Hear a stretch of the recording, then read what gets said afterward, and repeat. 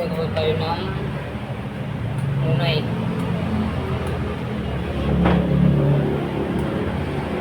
Araw nga pala ngayon ng linggo.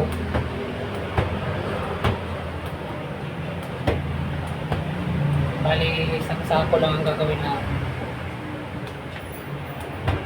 Munay at saka pandesal.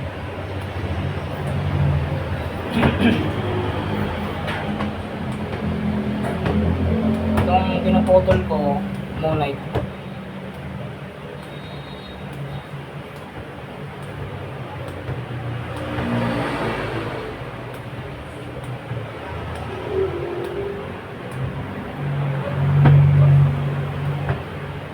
Yung tinatawag na bangka-bangka. Yung may hiwa sa gitna. Yun ang bangka-bangka tawagin namin.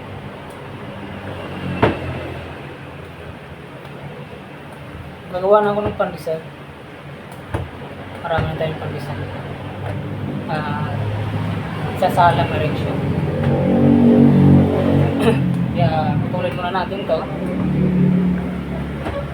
Tapos maya yan natin itong uhubog.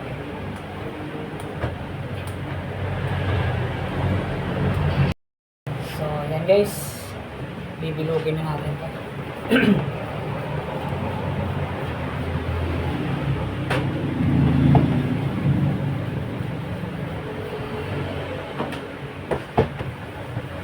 Ang timbang nito nasa ano lang,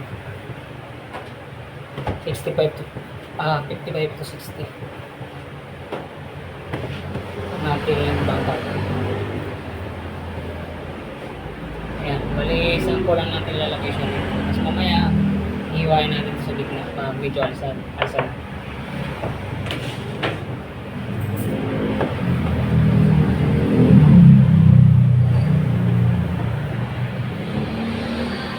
Yung mga baguhan dyan, para mas mabilis kayo matuto.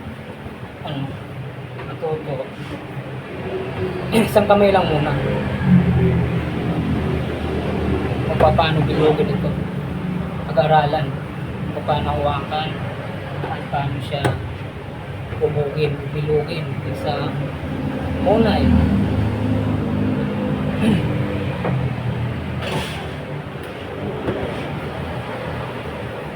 Isang kamay lang muna. Tapos kung ilang araw, subukan yung magdalawang kamay. At para makita ninyo ang resulta ng inyong pag-practice sa pag-ubog o pagbilog ng munay.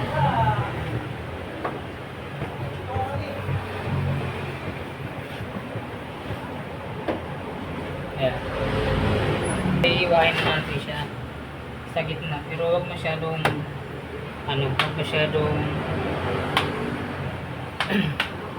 putulin na, parang kahapyaw lang. Ito lang sa medyo taas, huwag masyadong idiin, baka mahati siya, maputol yung tinapay mo, magiging dalawa yan, diba?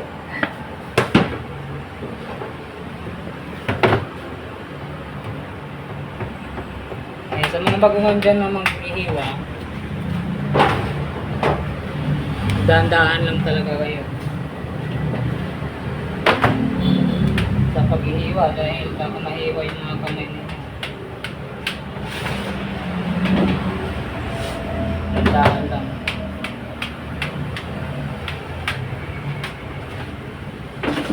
Yung bilis na maghiwa, yun na yung mga sanay maghiwa.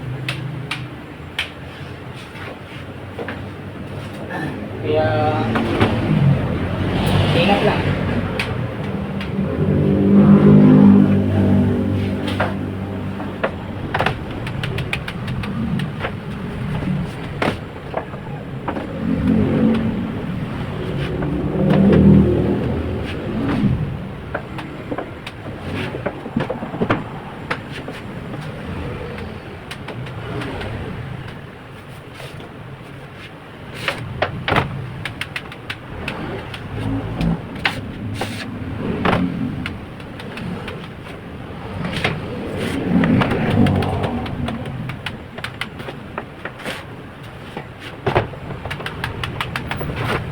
So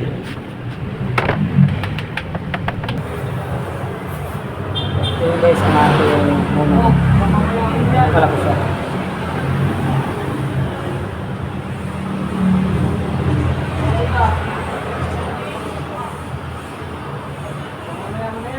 Ito yung mainit. Kailangan mo masok. Tapos malambot siya.